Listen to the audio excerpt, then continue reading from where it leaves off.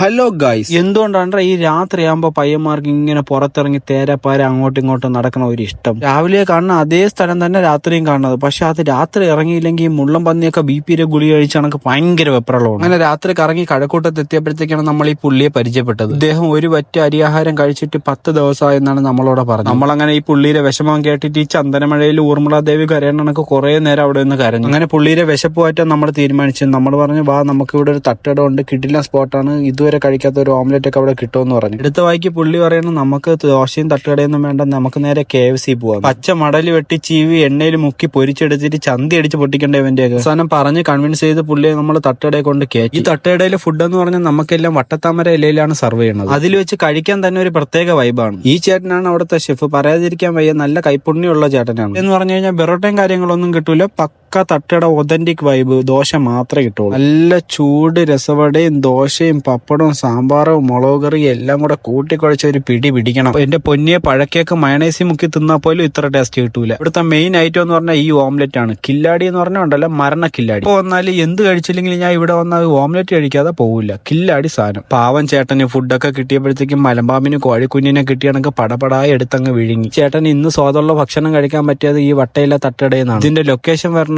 Techno പാർക്കിന് നേരെ opposite വട്ടയില തട്ടുകട. Okay, by.